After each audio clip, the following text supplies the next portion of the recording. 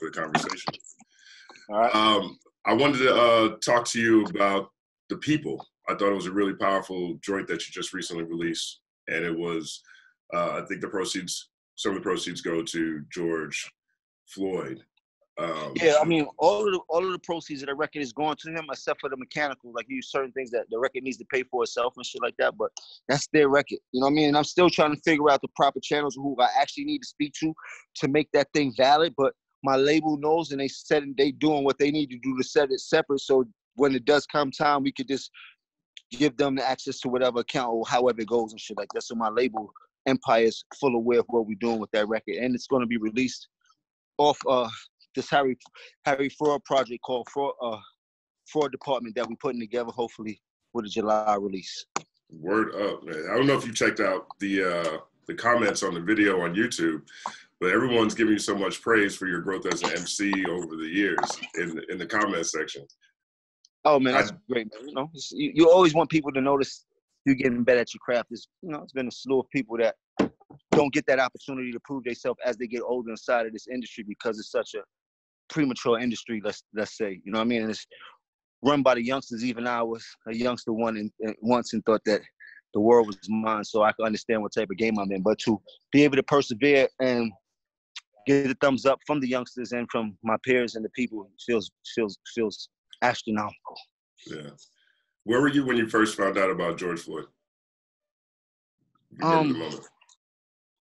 I can't say that I don't know exactly where I was, but I do remember scrolling through the gram and just keep seeing the same picture over and over and over again, not understanding what was going on at that moment when people started to activate at the very beginning, like the first or the second day, whatever it was. And then I started to watch it, then I stopped watching it.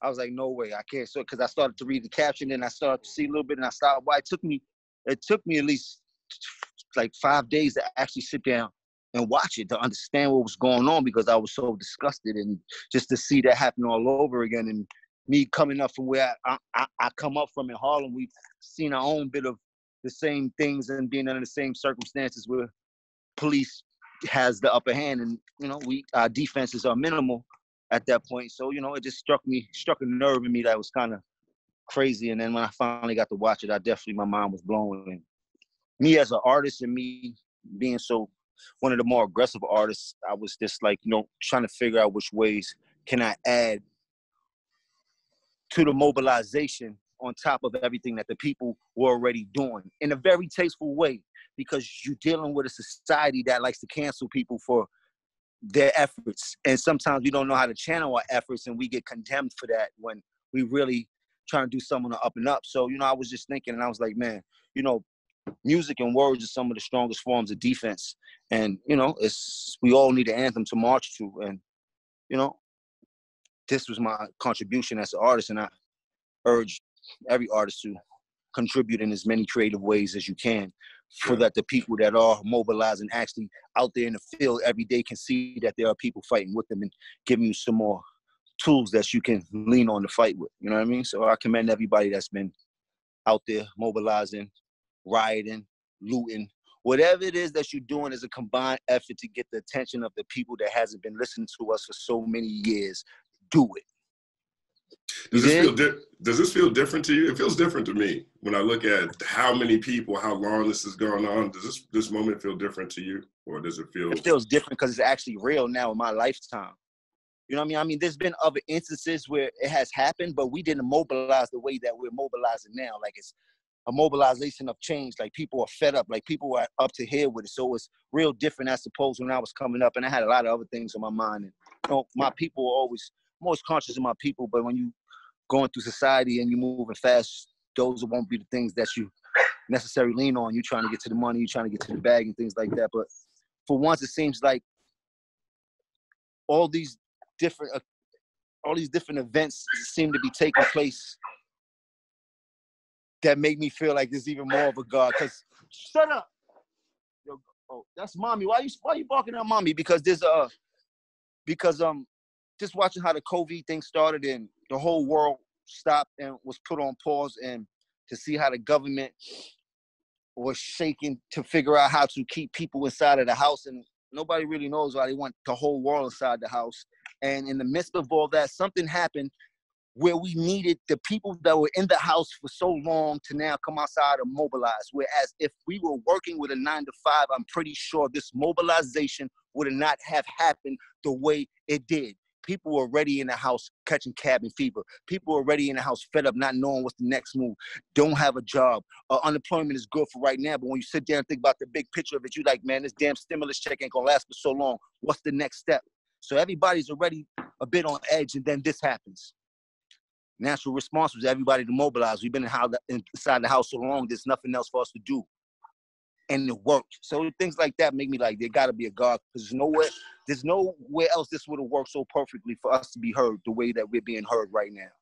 I've never seen so much happen in so little span of time with what we're doing by showcasing all the injustices through our camera. That's the big difference. We see it vividly in real time, as opposed to when we were coming up. Even with the Rodney thing, it was more of the news letting us see what was going on, as opposed to someone with a camera phone actually there and giving you the live, raw, and uncut. It touches you way different than it did back then. So it's a lot to it, you know what I mean? And I'm not an activist, you know what I mean? I am a black man, a strong black man that always strive to be disciplined as much as I can and stand on my own too, say my prayers a lot, and I go for mine. And with that, I want all my people to be able to go for theirs. That's why we created this culture of ours that they've been trying to take from us also. But it's become the #1 genre in the world that makes the most money inside of entertainment. Like, we damn near like oil. We like oil. You know what I mean? Like, that's how rich this culture of ours has become. It's like oil. It's like right. Saudi Arabia. It's like one big thing of oil. We are rich in it, and it doesn't stop because of how creative we are as a culture. The oil will just keep creating itself. So, you know. Yeah. One thing I think is really powerful about Dipset was Diplomatic Immunity. And that album came to mind, Volume 1. It came to mind this week because it was released in the aftermath of 9/11. Mm-hmm. And y'all were critical in a lot of ways of 9/11, compared yourself to the Taliban, etc.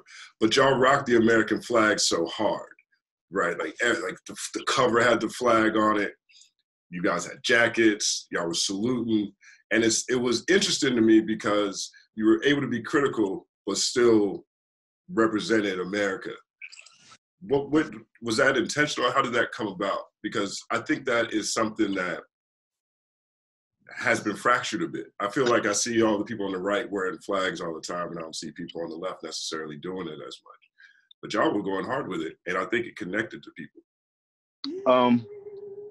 Harlem, USA is like a forgotten part of America. We always felt like that, and we're just as much as American citizens as anybody else.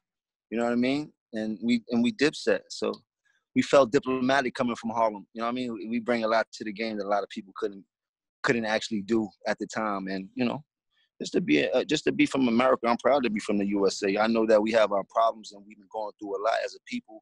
Been robbed for 401 years. I think they say now they added the 1 year to it, as 400 wasn't enough.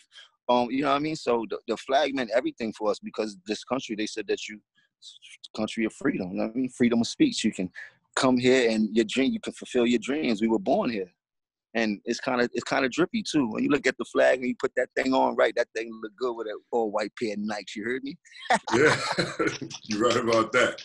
You know, I remember the original version of "I Love You" came out, and Joel's had a line on there that ended up changing on the final album. The original line was, "I worship." Wait, I'll show you right here. I get the quote exactly right because I don't want to misquote him. Right, Roger? All right. Yeah, the exact quote was, where's my narration? There it is. Hold on. Did Dion get the bike? All right.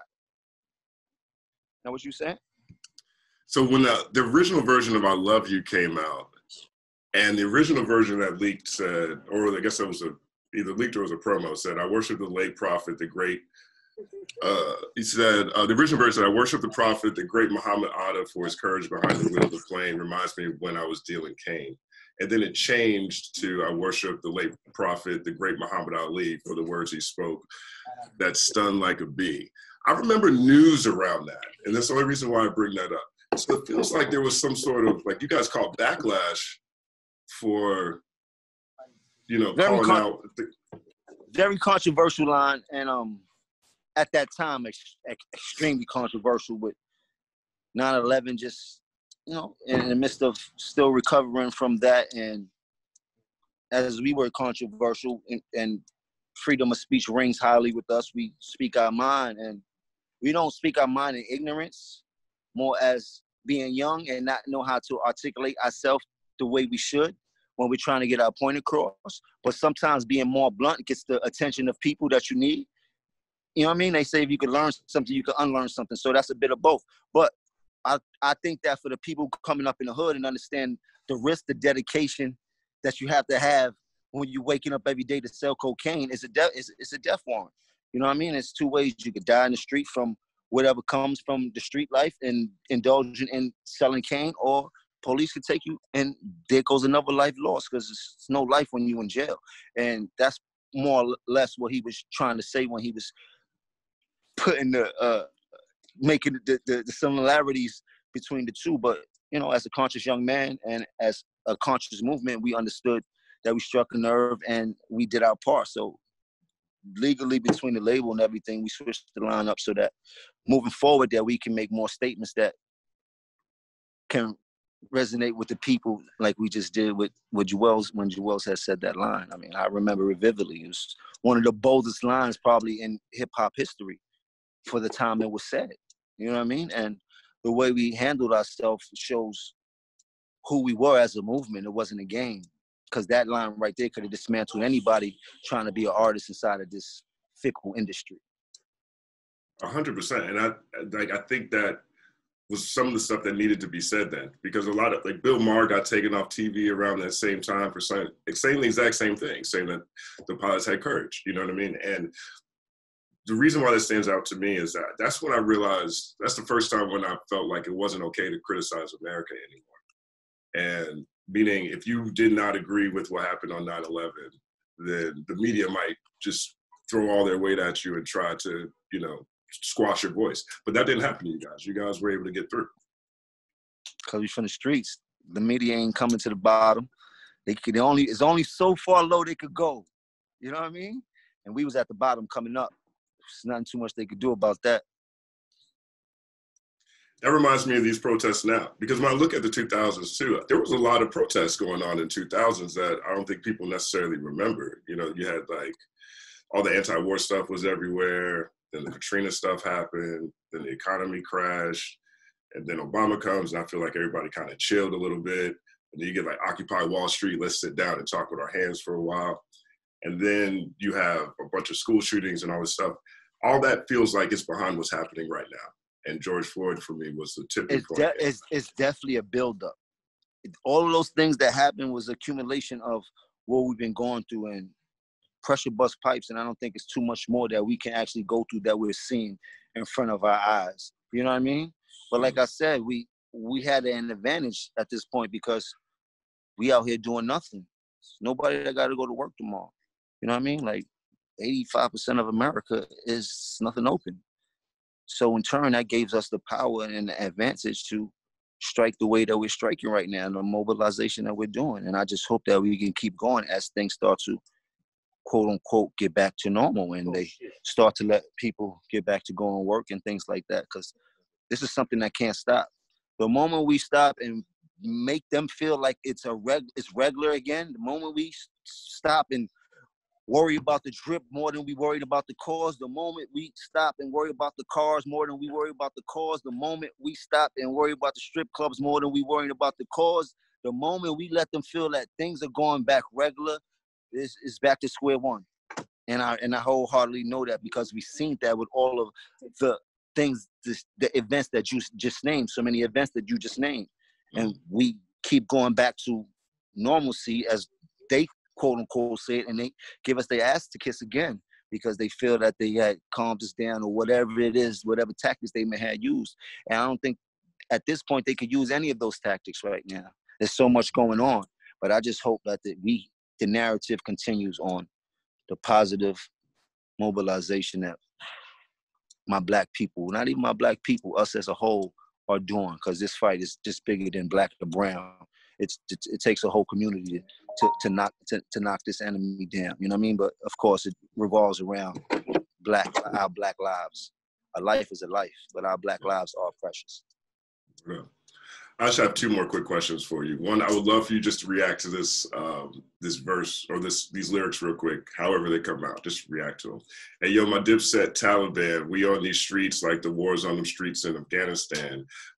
Better yet, of Pakistan to America, Harlem's Al-Qaeda. What it sound like? Sound like a young man trying to get his point across of so much traumatic issues that he went through. You know, I mean, we had war in them streets when you was coming up in my age. Gangbanging was fairly new to Harlem, so we were hit with something that was new. A bunch of Bloods, a little bit of Crips, and things were a little bit different. I gained my notoriety and my success in the midst of me being very active in the streets.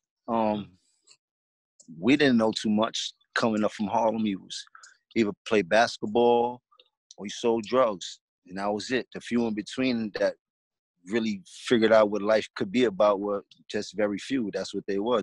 For the majority of us, we were trying to be the man in the streets or the man on the basketball court or things of that nature. Like, you know, we grew up in a household that didn't give us no financial advantage. We had to find our financial advantage, and 9 times out of 10, that came up with selling that cocaine, which took as much strength as Homeboy took to go into, you know what, is what Joel's is trying to say. So as I continue with my diction, I further into the subject of how we felt coming up in Harlem with so much guns and drugs and mayhem surrounding us. And even through that, we found the silver lining and made sure we smiled and laughed and joked every day. And my final question, and this is the thesis for the piece I'm working on.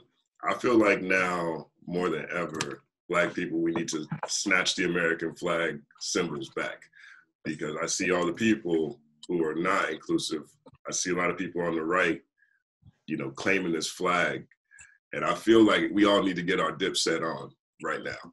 I think it's the perfect time. I feel that too. Like, let's not get confused. We are American citizens. We made the USA. We built this shit with our bare hands. We have a right to that flag probably more than anybody else. You know what I mean? And the Indians may have a big argument with us with that, but for the most part, you know what I mean? I'm not a history teacher, but I know they took our people from a place that we were comfortable and thriving and, you know, living life, and they took us from there to a brand new place that they made us build up with our bare hands. So of course we have all right to bear that flag, just like we have the right to bear arms and a lot of other things that the Constitution says. But yes, as a culture, as a Black person, I'm proud to wear the flag as many times as I can. I have numerous amounts of drip with the American flag on it because I'm from America, and I'm proud to say that. You know what I mean? What can I say? You know what I mean? I love my roots. I'm from Aruba. My mother's from Aruba. My father's from Puerto Rico. But those are my roots. Who I am, the citizen I am, where I was born, was the U.S. of A., United States of America. So. I appreciate that, man. That's all I have. Is there anything else you wanna add? Is there anything you want people to know about? I appreciate the chance to get this conversation, which was pretty good. I hope I ramble on too much for my people out there. You know, keep it positive, be responsible. You know what I mean? But stay strong and stay aggressive. Word up. I appreciate you, sir. I appreciate you, man. Thank you, man. Have a good one. You too. All right, peace.